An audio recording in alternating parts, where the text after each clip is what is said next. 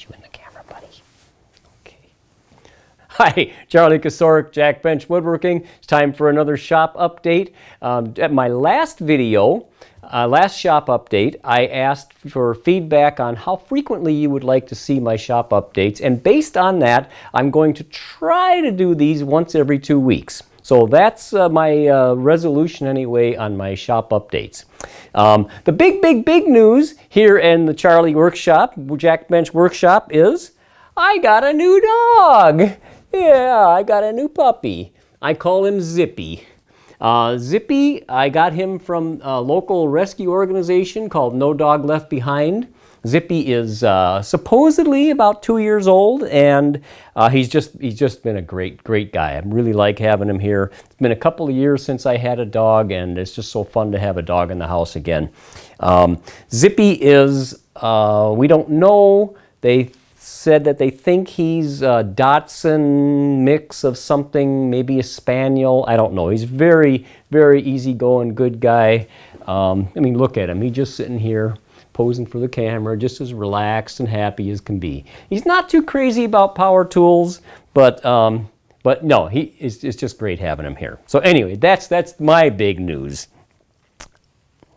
The other big news for me is, this week anyway, is a friend of mine gave me a cherry Burl. It's about, or it was anyway, about 16 inches in diameter. I really appreciate it. Thanks, Jerry. And so I've got this 16-inch cherry Burl. I don't do a lot of turning, so I'm not going to make it into a bowl or anything like that. I'll probably end up using it for veneer, bandsawn veneer. I'm not sure. So I was concerned about, of course, it deteriorating on me, and as it dried. So I wanted to get it stabilized as quickly as I could. So what I did, I slabbed it up with my little 16-inch electric chainsaw. Now, I'm probably going to get all kinds of comments about something to do with how I use a chainsaw or having my crummy little chainsaw. And guys like Ty Moser and Matt Cremona, you'd probably get a kick out of watching me with my little electric chainsaw. But it did the job. It did the job. Actually, I called Matt before I sliced it up to ask him for any advice on it, and he just said, "Go for it, man." So I did. So I did it. And so I sliced it up with my little electric chainsaw.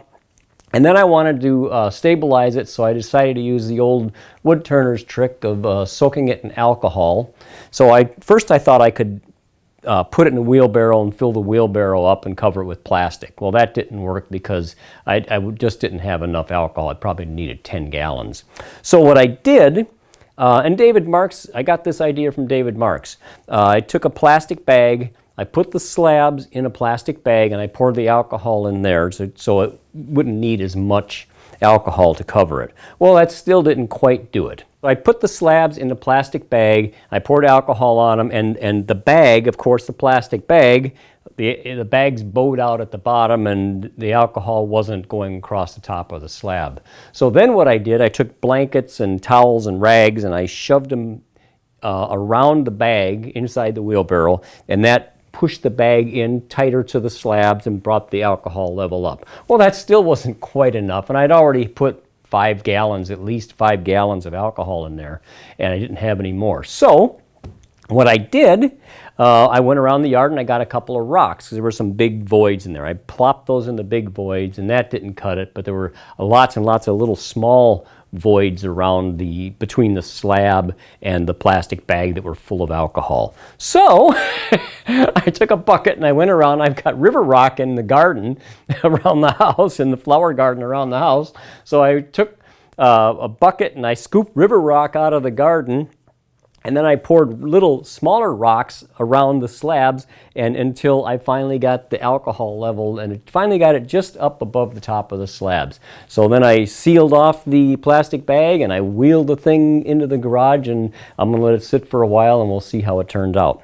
Well, I had a little mishap here in the shop. I still got all my fingers. It wasn't that kind of a mishap, but it was pretty scary. I knocked my camera over. I knocked the tripod over. And this is my nice 4K camera, and I was, oh my gosh, it's, scared the heck out of me. I thought I'd ruined my camera. But fortunately, the camera's okay. I did have one of these lens covers on here, And when I picked the camera up, I looked at it, and all I saw was broken glass. I thought, oh God, I ruined the lens on my new camera, or my nice camera. And I don't know if you can see that here or not. Probably not, but you know, you look, you got broken glass. Anyway, this was the only damage. I have to get a new lens cover. This is what saved my camera from being destroyed. So anyway, kind of a scary thing I had here in the shop. But this week's viewer project is from Oskar. I'm sorry, Oscar, I don't want to butcher your name, but it starts with a K, ends with an S. There's about 10 letters, Karin something or another.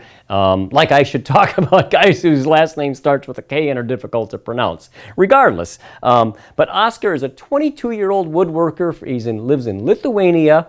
He's very prolific. He sent me pictures of a lot of things that he did and does nice work. The project of his that I want to feature this week is this bench that he made. And the bench, it just looks fantastic. I don't think this is his original design. I think he said that this wasn't his original design. Regardless of that, Oscar did a great job on this. It looks fantastic. It looks comfortable. He did some carving on it, which is a nice touch, a little added extra that he did. So congratulations, Oscar, and thanks so much for sending me that picture. And also for everyone else out there, please keep sending me those pictures because I love to feature your projects on my videos. So please send me some more of those. I really like that.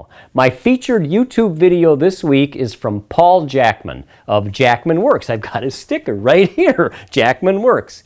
So Paul made a table he calls the facet table, and I think he calls that because it's got sort of a faceted face on it. So it's something a little different, which I do appreciate, and it's a nice project. He did a great job building it, but really what makes this stand out is the video itself. He did such a good job on the video. The editing is just off the chart. He did a fantastic job on editing it, makes it very entertaining. The music is good. And I really, really enjoyed watching this one. So I highly recommend you go check out Paul Jackman's, he's got 4 videos actually on his facet table. So I recommend you go check that out. Of course, there'll be link to that in the description down below. So that's what I've got this week. Thank you so much for watching, and I hope you like this.